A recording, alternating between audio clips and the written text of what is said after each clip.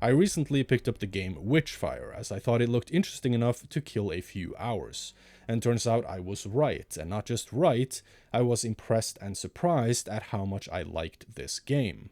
You play as a prayer, a sort of enhanced witch hunter fighting on the behalf of your order and anointed by the Pope, to defeat a witch and clear out the region of land that she has taken a hold of. The game is a mix of a single-player extraction shooter with Destiny-like gunplay, RPG-like progression, and Souls-like mechanics and boss fights. The game is punishing, but it rewards mechanical skill like dodging, aim, and positioning, as well as good resource management. Dying is consequential, but it's not tedious, which is unique for a lot of extraction-based games, and the core systems of the game are built around balancing risk and reward. The game looks great and the world is very impressive. The game is very atmospheric, the sound design is fantastic, and I love the visual design of everything from the guns and the environment to the monsters and bosses.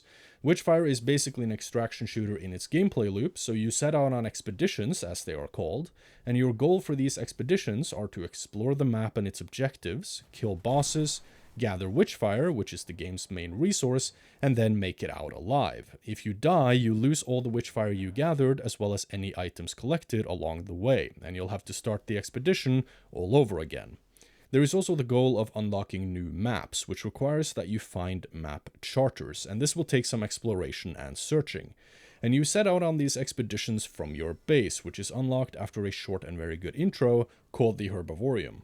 This is also where the Witchfire you hopefully managed to collect becomes useful, as well as any incantations, gold, or artifacts you made it out with. The base, amongst other things, contains your altar for leveling up, which is called Ascension, your workshop, which is actually a mirror to contact your order's workshop, and there you can place orders for R&D on new gear, spells, or weapons as a sort of witch hunter Amazon. You can also burn incenses, and these give you pretty powerful buffs and are made from various materials and plants that you find during your expeditions. It also has a library for studying gnosis, or nosis, which is basically your difficulty progression, in the sense that every time you increase your gnosis level, as the game will tell you, the witch strengthens her defenses. Increasing your gnosis is also what allows you to unlock new weapons and gear to be researched, and also gives you access to more minor locations on the maps. And it is all done by completing enough of the listed objectives for each gnosis level. When on an expedition, you can choose to explore the objectives or just gather resources and escape back to your base, and then return when you have leveled up some more if the area was too challenging.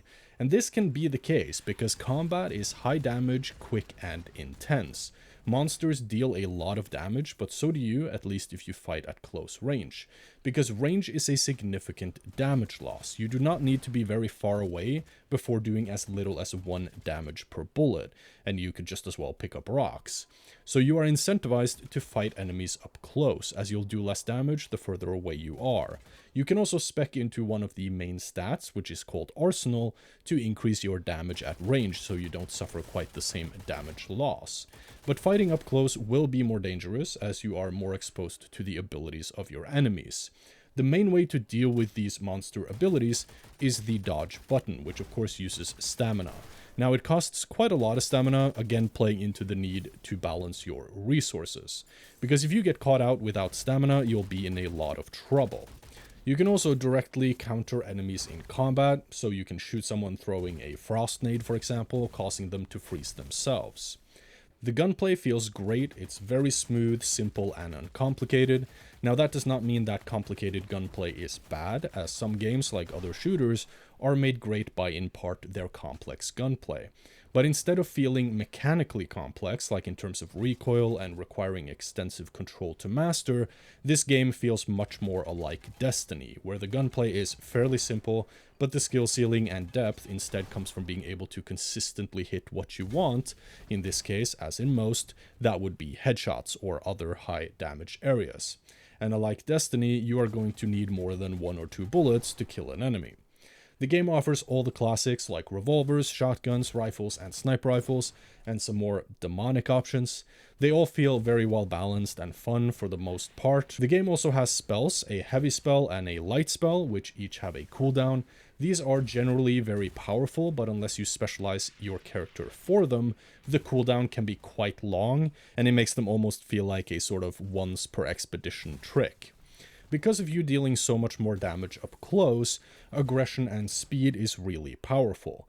This becomes quite obvious when playing the game to the point of unlocking the shotguns, but this doesn't make the game easy, because being aggressive, especially against certain enemies, can be very punishing. And also, you only have 3 healing elixirs on starting an expedition, and these preferably should last you a long time, as it's quite rare to find more of them during the expedition.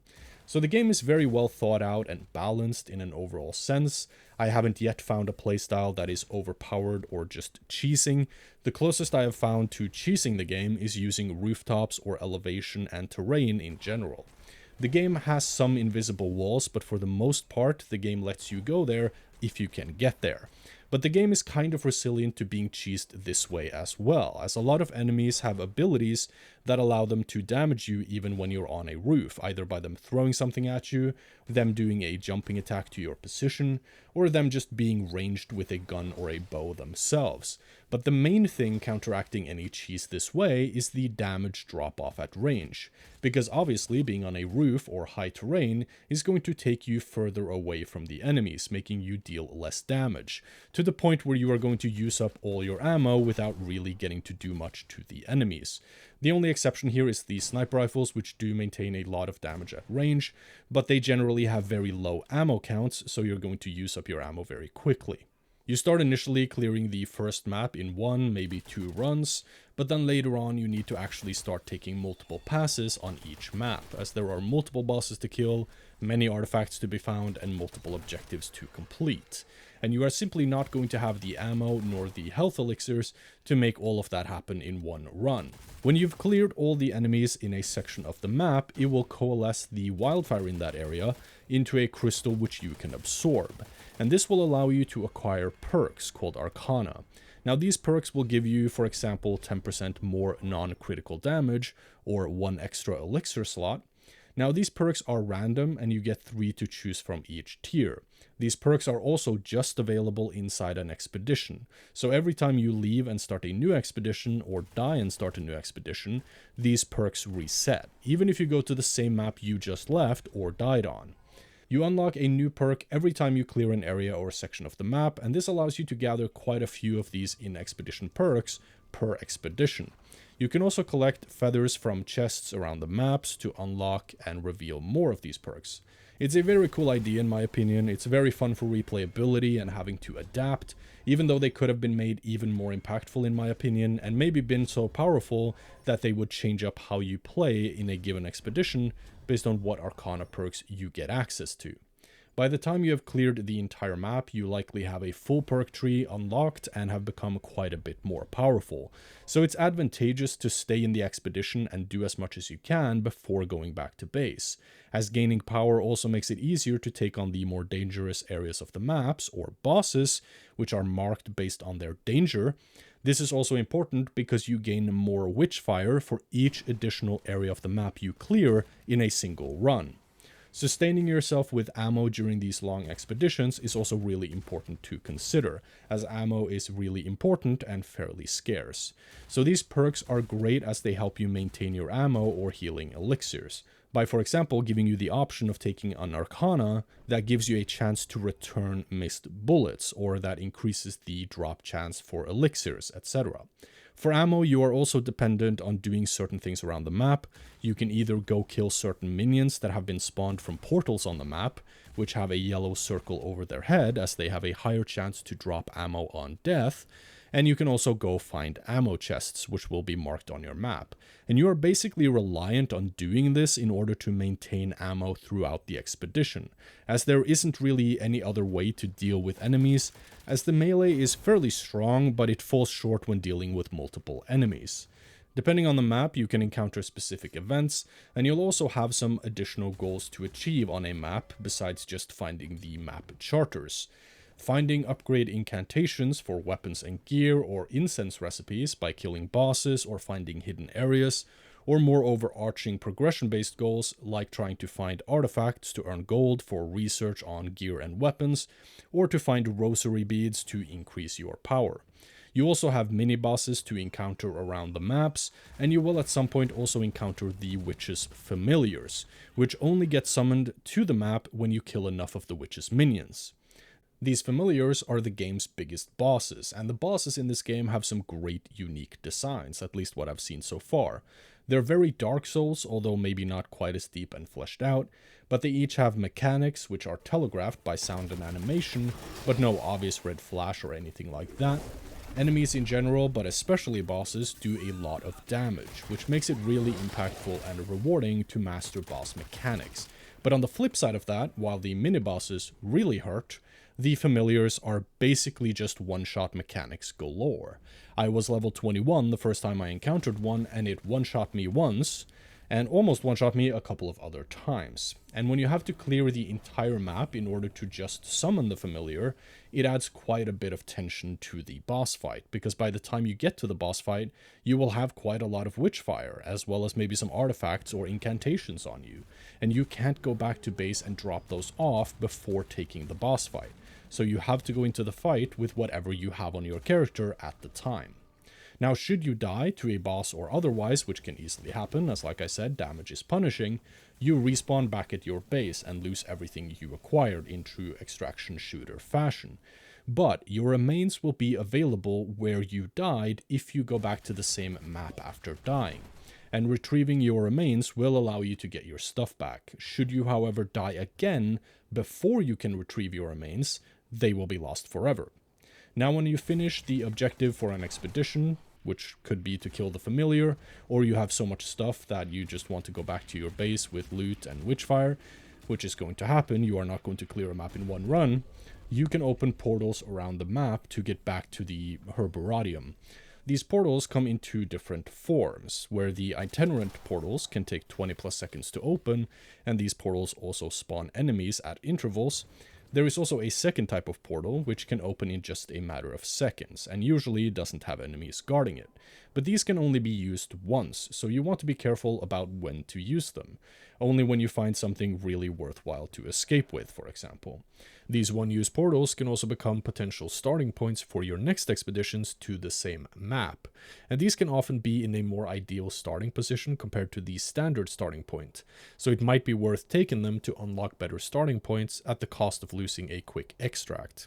Your choice. The main reason you want to get out with the Witchfire is that it fuels the game's main leveling system, the Ascension, and to ascend to the next level of your character, it will cost you Witchfire. And you can increase your stats like any other RPG when leveling up, just instead of perk points gained from a level up or something like that, you use Witchfire as a currency. One good raid can net you multiple ascensions worth of Witchfire and several upgrade incantations or recipes for incenses, etc., which makes a successful expedition feel really good and rewarding, and it also incentivizes you taking multiple passes of each map. There are 6 main stats that you can level up, which is Flesh for health and resistances, Blood for stamina and mobility, Mind for scavenging, sanity and healing, Witchery for your spells, Arsenal for weapons, and Faith for your luck. Just like when you level up Gnosis, when you ascend, the witch will increase the defenses and difficulty of her minions. So basically, the more you level up, both with Ascension and in Gnosis, the more enemies you will face and the more challenging stuff is going to be. And Gnosis is the other main form of progression in the game, and it will require you to complete certain requirements. And when they're completed, you can study in the esoteric knowledge of witchcraft, which can allow you to further enhance your gear and weapons. Gnosis can be leveled up without using Witchfire, but it will usually allow you to bypass having to complete one of the requirements by paying a hefty fee of Witchfire instead. Chests or various map locations and interactables will also be locked behind Gnosis levels. In Witchfire, you have 2 main weapon slots and 1 demonic weapon slot. The weapons have their own progression, which unlocks Mysteria for them, which is basically perks, which are acquired by killing a certain amount of enemies, using the weapon abilities in a certain way, or any combination of these, as well as acquiring the next Mysterium incantation. Spells and weapons can be acquired through the magic mirror, which you have to repair. I'll let you figure that one out. And then you get to communicate with your Order's workshop. And it will cost you gold to start these projects, to develop new weapons or spells, etc. And you can find gold by finding certain valuable items or straight up gold throughout the game. These projects also take time to complete, but instead of actual time, time is instead deemed to pass while you just play the game and kill minions in these expeditions. So a certain amount of time is basically a certain amount of minions killed for the projects to complete. You can also research 2 of these projects at once should you have the money for it, and you can even pay to boost these projects, but for the early projects this is not really worth it and you are better off just saving your money. You also have relics, fetishes, and rings, which serve as giving bonus effects. Relics enhance your abilities or damage, while fetishes give powerful passive buffs, like the Mandrade for example, which will prevent fatal damage once per expedition, so basically a cheat death. Rings will enhance your dash ability or your slides, for example making dashes imbue your weapon with fire damage temporarily, or allowing you to dash mid-air. These follow these same progressions as weapons, where they will have Mysteria that needs to be unlocked to level them up or to make them more powerful. You can also upgrade things like your rosary with rosary beads, which can be found throughout the expeditions, and these will require certain stats in order to apply more beads, and its upgrades will generally complement the skill it required for the upgrade. So beads that increase weapon damage or performance will usually require the arsenal skill. But these are very powerful, so it can be advantageous to not tunnel vision on only certain skills. I do have some critiques. It is important to note that the game is in early access, but this is easily one of the most solid early access games I have ever played. There are some weird bugs like monsters facing through things or pathing being weird, same with objects, floating objects do happen, but it's not really a big deal. I haven't encountered anything that has been game breaking in terms of bugs or issues, so that shows a lot of promise and shows that they are actually polishing the game pretty well as they are developing it. Some of the damage though is a little bit too much. The gravediggers, for example, are fairly frustrating to fight at times because if they get an ability off and they just don't seem to have an ability cooldown, and you are unideally positioned when it happens, that's like 80% of the way to a game over, leading to instead of fighting them, you just want to try and avoid them entirely. Some of the mini-bosses also have some stupid aggro ranges. I've had it happen several times where a mini-boss comes running across the entire map and just bum rushes me before I even catch what is happening.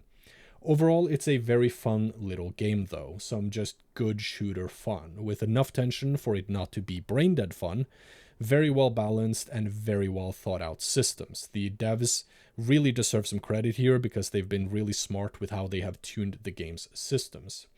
The game also has a lot of progression systems, which is really fun, and it makes it feel like you are always progressing in something. Every expedition feels useful in a way. The game does need a lot more content though, but it's been an easy 10 to 15 hours for me, and I'm far from done with what is available in the game so far, so it is definitely worth the money. I do hope they keep consistently adding to and expanding the game further, because I'll definitely follow this game towards the full release. Let me know what you think, and if you got interested in trying out Witchfire, and if it's not to your taste, definitely tell me why. Thanks for watching, and I'll see you in the next one. Take care.